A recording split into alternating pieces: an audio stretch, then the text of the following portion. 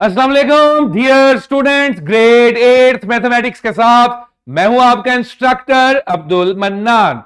आज हम chapter number 4 start करने जा रहे हैं, जिसकी ब्रिजिंग में आपने रेशियो से रिलेटेड दो सिंपल सी ब्लैंक्स फिल की।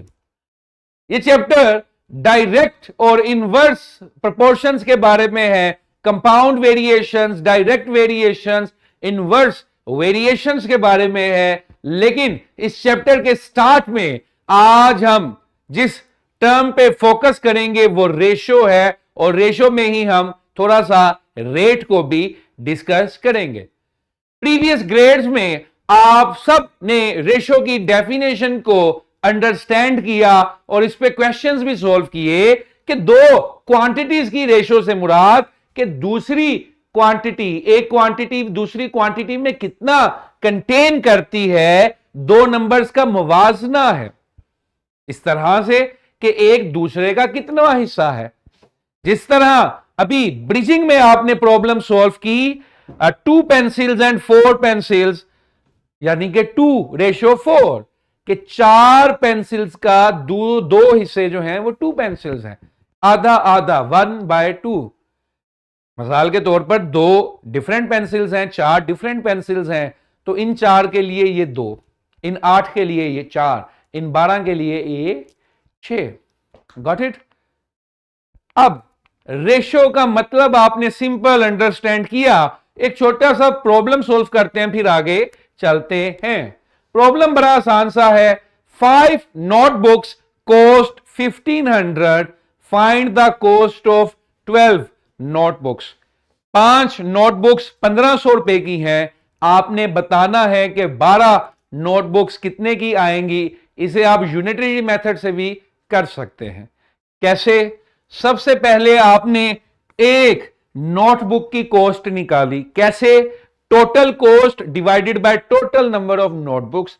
तो 1500 रुपए की 5 नोटबुक खरीदी थी, तो एक नोटबुक कितने की आ गई? शाबाश, 300 की। अब जब मैंने नेक्स्ट स्टेप में 12 नोटबुक्स फाइंड करनी है, तो 12 into 300 3600। Simple as that. Next is rate. Rate का कंसेप्ट भी प्रीवियस ग्रेड्स में हमने अंडरस्टैंड किया है। रेट का मतलब क्या है कि एक पार्टिकुलर क्वांटिटी चेंज होने से दूसरी कितनी चेंज होती है। एक को चेंज करें तो दूसरी कितनी चेंज होती है। मिसाल के तौर पर आप गाड़ी चला रहे हैं और आप अगर अपनी स्पीड चेंज करते हैं तो डिस्टेंस पे फर्क पड़ता है, या टाइम चेंज करते हैं तो डिस्टेंस पे फर्क पड़ता है। तो अगर मैं डिस्टेंस और टाइम को रिलेट करूं, रेट निकालूं, तो मेरे पास क्या आ जाएगा? 60 किलोमीटर इन 1 आवर। तो मेरा रेट क्या बन गया? स्पीड की शक्ल में 60 किलोमीटर पर आवर, कि मैं 1 घंटे में 60 किलोमीटर सफर तय करता हूं, तो 2 घंटों में कितना सफर तय कर जाऊंगा। इस तरह आप कैलकुलेशंस आगे कर सकते हैं। तो ये सिर्फ एक फाउंडेशन बनाई जा रही है रेट और रेशो से, डिवीजन की, रिलेशन की, कंपैरिजन की, जो माइट भी हम आगे यूज करें। Got it. तो आगे चलते हैं। इसका formula amount of change divided by time और units. Let's see an example.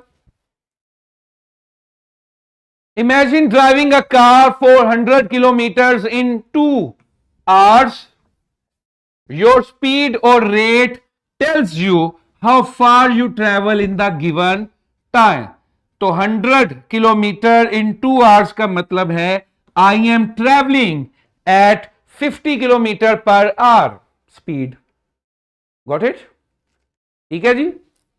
उम्मीद है रेशो और रेट का कंसेप्ट आपको समझ आया होगा। Rate change in one with respect to other को हाईलाइट करती है, जबकि रेशियो कंपैरिजन को, या एक क्वांटिटी दूसरे का कितनवा हिस्सा है, उसे हाईलाइट करती है। इनके प्रॉब्लम्स बड़े सिंपल से हैं। रेट की रियल लाइफ में एग्जांपल आपके पास स्पीड है। आपकी वर्कबुक्स में डिफरेंट सिनेरियोज गिवन है, उनको भी देखिएगा। इस फॉर्मेटिव चेक को भी सॉल्व कीजिएगा। इसी के साथ इजाजत दीजिए। बहुत शुक्रिया।